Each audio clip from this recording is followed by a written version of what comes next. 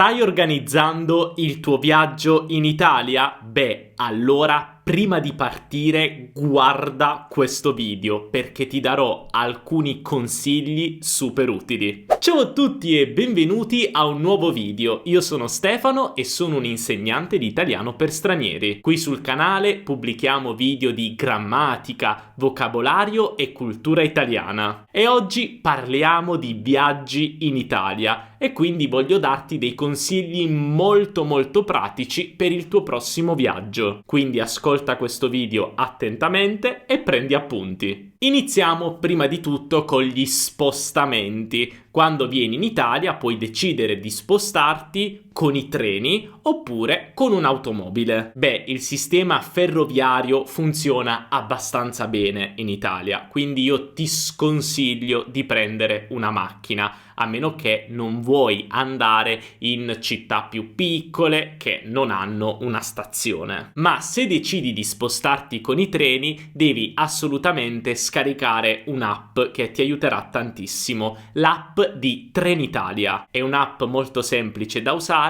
che ti permetterà di prenotare tutti i treni. In Italia abbiamo principalmente tre tipi di treni. Ci sono i treni regionali, che appunto si spostano tra le città generalmente di una stessa regione, i treni intercity, che sono treni a lunga percorrenza, che quindi servono anche per spostarsi in tutta Italia, ma sono lenti, e poi abbiamo i treni ad alta velocità. Il più comune è il Frecciarossa. Questi sono dei treni molto belli, moderni, che vanno molto veloce e di solito sono anche abbastanza puntuali. Se per esempio vuoi spostarti tra Roma e Firenze, pensa che con un treno ad alta velocità ci metti 1 ora e mezzo, invece con un treno regionale 4 ore, quindi puoi capire che i treni ad alta velocità sono migliori e anche molto più comodi. Se vuoi prendere un treno regionale, puoi comprarlo onestamente anche pochi minuti prima di partire. Invece, se vuoi prendere un treno ad alta velocità, ti consiglio di prenderlo un po' di tempo prima, perché puoi risparmiare e anche assicurarti di trovare posto.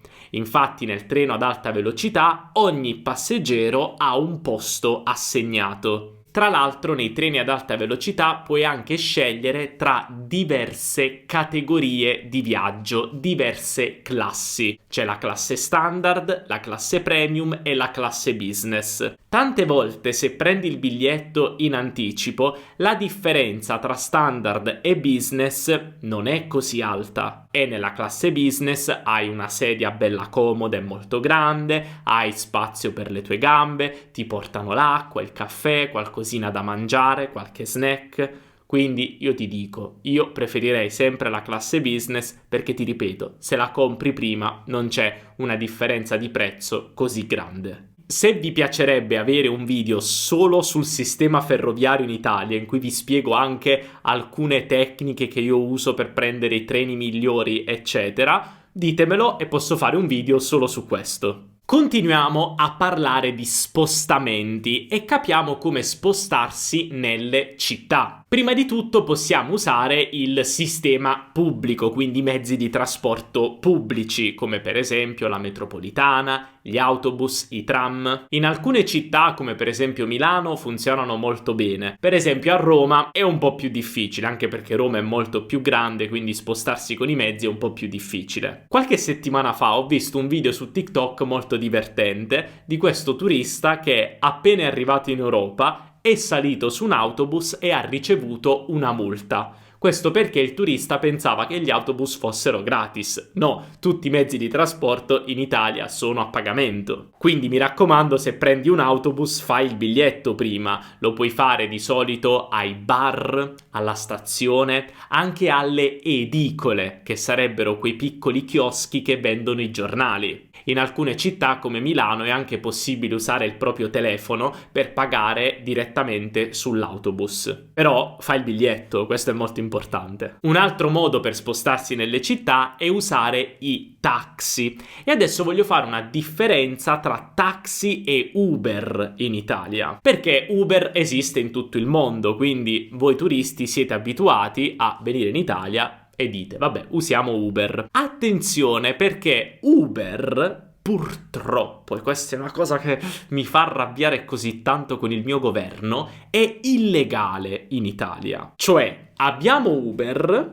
ma l'unica versione di Uber disponibile è Uber Black, quindi il servizio un po' più di lusso. Per questo motivo Uber tende a essere molto più costoso dei taxi, perché appunto parliamo di Uber Black, quindi il servizio un po' più di lusso, con macchine belle, autisti preparati, eccetera. Quindi puoi usare Uber, ma sappi che sarà più caro dei taxi e gli Uber non sono sempre facilissimi da trovare, come anche i taxi. Purtroppo in Italia abbiamo proprio un problema con questo ed è una cosa che mi fa arrabbiare tantissimo. In ogni caso devi sapere che spostarsi con questo mezzo di trasporto, se per esempio in altri paesi è più economico usare Uber a volte, in Italia no. Ora mi raccomando, questa è una cosa molto molto importante. Quando tu sali su un taxi, pagherai quello che esce scritto sul tassametro, che è questo piccolo schermo che è vicino all'autista che ti indica quando devi pagare. Ora, quando entri nel taxi e inizi la corsa,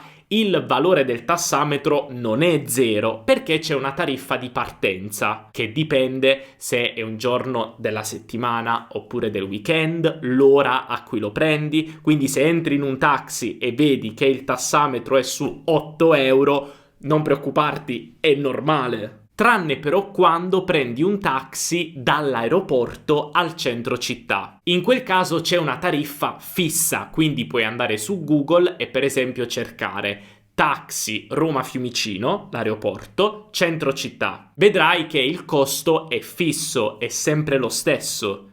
Quindi il tuo tassista ti deve far pagare quell'importo. E per finire, questa è un'altra cosa molto importante. Per legge in Italia la carta di credito deve essere accettata ovunque. Quindi se il tuo tassista ti chiede di pagare in contanti, tu devi dire di no, che non hai contanti e vuoi pagare con la tua carta. Questo è un tuo diritto, è illegale non accettare carte. Quindi se ti dice che il POS, cioè il terminale per pagare con le carte, è rotto, se ti dice di pagare solo con contanti, tu rifiutati di no. Anzi, minaccia il tuo tassista di chiamare il 117, che è il numero per chiamare la Guardia di Finanza, cioè la polizia, per capirci, che si occupa di tutte le cose fiscali in Italia. Io guarda, su questo mi arrabbio tantissimo, perché a volte i tassisti vogliono fregare, cioè vogliono ingannare i turisti. Ma tu parli italiano, tu sei un bravo turista, hai guardato il video di Teacher Stefano e quindi sai che puoi pagare con la carta. È molto importante. E comunque la regola delle carte si estende a tutti i negozi in Italia, quindi in ogni negozio tu puoi pagare con carta.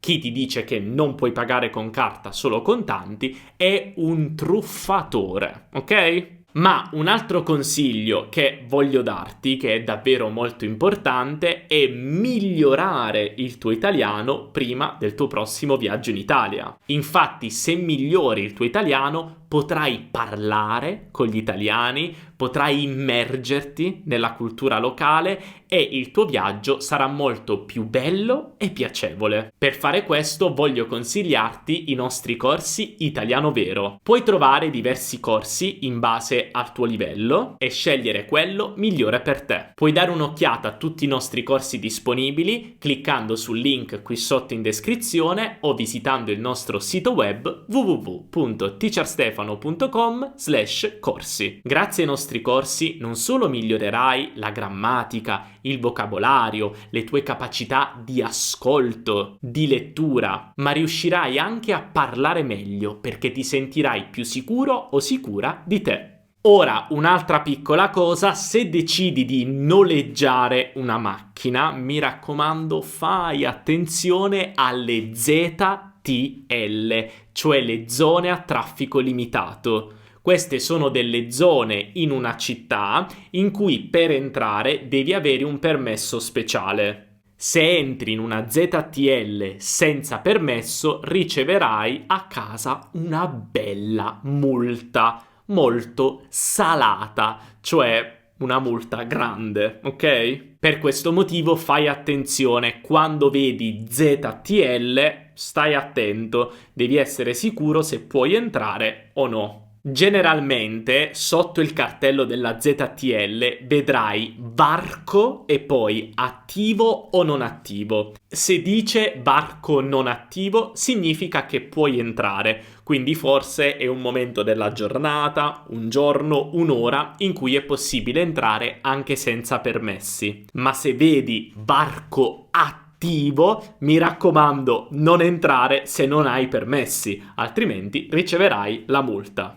Ora, un altro consiglio che voglio darti è prenotare i musei, le attività, eccetera. Questo è molto importante. Per esempio, se vuoi visitare musei grandi in Italia come gli Uffizi a Firenze o i Musei Vaticani a Roma, devi prenotare in anticipo, perché molto probabilmente se vai alla biglietteria il giorno stesso per comprarli non troverai posto, perché sono dei musei davvero molto visitati. Quindi quando stai organizzando la tua vacanza, organizza anche gli ingressi ai musei, quindi prenota in anticipo i biglietti. E lo stesso si applica ai ristoranti, cioè se tu per esempio vuoi cenare a Roma il sabato sera e non hai prenotato da nessuna parte, non riuscirai a trovare posto. Quindi cerca anche di prenotare i ristoranti in anticipo, cioè anche qualche giorno prima generalmente va bene, però non arrivare a un ristorante e chiedere un tavolo, perché potresti essere fortunato e trovare posto, ma anche no, soprattutto se viaggi in un periodo in cui c'è tanto turismo, che in Italia è praticamente sempre. E parlando di ristoranti, voglio anche darti quest'altro consiglio: cerca di provare la cucina locale. Cioè, se sei a Palermo in Sicilia, non andare a mangiare la carbonara, che è un piatto tipico di Roma. Cioè, forse puoi trovare una carbonara buona anche a Palermo, però non è il posto tipico dove si mangia la carbonara. Quindi cerca di mangiare sempre cibo locale per assicurarti che sia davvero buono. E sempre per i ristoranti, ricorda che in Italia l'acqua è sempre a pagamento. Quindi non chiedere l'acqua del rubinetto, tap water, perché non è una cosa che facciamo in Italia. Cioè, puoi bere l'acqua del rubinetto ovunque in Italia perché è potabile, però al ristorante non puoi chiedere l'acqua del rubinetto, devi comprare una bottiglia d'acqua. E per finire parliamo dei bagni. Anche i bagni in Italia sono a pagamento. Oppure puoi andare in un bar e chiedere a loro di andare in bagno dopo, per esempio, che hai comprato una bottiglietta d'acqua. Di solito noi italiani facciamo così: entriamo in un bar, compriamo una bottiglietta d'acqua, compriamo un caffè e poi chiediamo di usare il bagno. Spero di averti dato dei consigli utili per il tuo prossimo viaggio in Italia, ma se hai qualche altra domanda o anche qualche curiosità, scrivila qui sotto nei commenti e farò il possibile per rispondere a tutti. E se questo video ti è piaciuto, non dimenticare di lasciare un bel mi piace per dimostrare il tuo supporto. Infatti, se tu lasci mi piace, YouTube capisce che questo è un video interessante e utile e lo consiglierà a tanti altri studenti e studentesse come te. E non dimenticare anche di iscriverti al canale e attivare la campanellina, così riceverai una notifica sul tuo cellulare ogni volta che pubblichiamo un nuovo video. Noi ci vediamo nel prossimo video. Un abbraccio dall'Italia. Ciao!